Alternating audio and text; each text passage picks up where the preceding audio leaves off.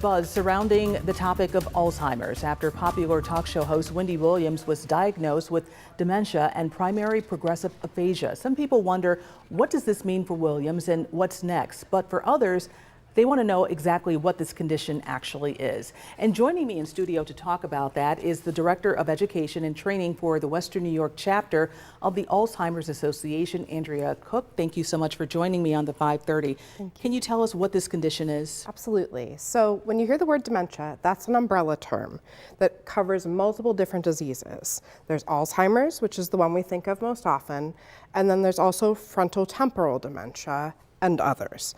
So what Wendy Williams and also Bruce Willis pretty recently were diagnosed with were frontotemporal dementia, and specifically a variation of that where the person has aphasia, which is language loss, loss of the ability to come up with the words that they're looking for, to communicate, and especially for someone like Wendy Williams. I mean, she was a communicator for a living, so it's especially heartbreaking. How common is this form of dementia? Do we see this often? I mean, we hear about it now with Wendy Williams and Bruce Willis, but how common is it? Not terribly in the grand scheme of things. So under that dementia umbrella, all the people who have any variation, 5 to 10% of them have frontotemporal dementia specifically. Alzheimer's, again, is bigger. That's more like 60% of people. So not terribly common, but certainly not uncommon. I mean, we have a support group here in Western New York for current caregivers facing this disease. So, I mean, there's enough people to fill a support group right here in Western New York. It's here. You're right about that. In full disclosure, I was just talking with a dear friend today whose parent is dealing with Alzheimer's. And so people who have to deal with this in their families, they do want to know, are there any options? What can be done? What do you do? Is there anything that can be done?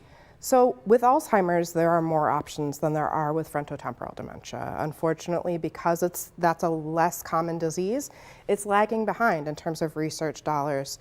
Alzheimer's, thankfully, there have been a lot of really great scientific breakthroughs in recent years, new forms of treatment, easier ways to diagnose and detect it.